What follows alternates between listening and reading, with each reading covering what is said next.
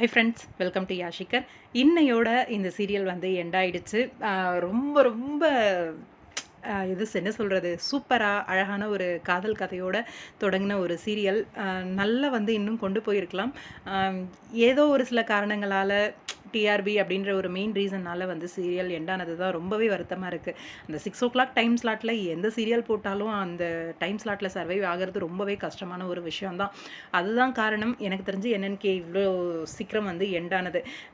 Last வரைக்கும் இவங்களோட last day shooting big வந்து ஷேர் பண்ணவே இல்லைங்க. கடைசியாக சீரியல் முடிஞ்சதுக்கப்புறம் தான் டீம் என்என்கே தேங்க்யூ அப்படின்னு சொல்லி டேரக்டர் சார் வந்து ஒரு சில பிக்ஸ் எல்லாம் வந்து போஸ்ட் பண்ணியிருந்தாரு, மெமரிஸ் அப்படின்னு சொல்லி எல்லாம். குரூப்பாக எல்லாரும் அந்த லாஸ்ட் டே ஷூட்டிங்கை முடித்து ஒன்றா ஒரு பிக் வந்து எடுத்து ஷேர் பண்ணிருக்காங்க. ரொம்ப சூப்பரான ஒரு சீரியல். உண்மையாக இந்த சீரியல் வந்து நூவு நேனு பிரேமா அப்படின்னு சொல்லி தெலுங்கில் வந்து போயிட்டு இருந்துச்சு. அந்த சீரியல் பார்த்தேன். மோஸ்ட்டாக அந்த சீரியல் தான் நான் ரெகுலராக பார்த்துருக்கேன். அதுக்கப்புறம் தான் இந்த சீரியல் வந்து தமிழில் வந்து ரீமேக் ஆச்சு. அதை பார்க்க ஆரம்பித்ததுக்கப்புறம் தான் இது தமிழ்லையும் பார்க்க ஆரம்பித்தேன். உண்மையிலேயே ராகவ் அபி அந்த பேர் வந்து அந்த கேரக்டருக்கு அவ்வளோ ஜஸ்டிஃபை பண்ணியிருக்காங்க. உண்மையாக சூப்பராக பண்ணியிருக்காங்க. அபி கேரக்டர் எப்படி சொல்கிறது, அந்த துருன்னு அந்த அபி கேரக்டர் அவ்வளோ பர்ஃபெக்டாக பண்ணியிருப்பாங்க. ரொம்பவே பிடிச்சமான கேரக்டர் ரெண்டு பேருமே.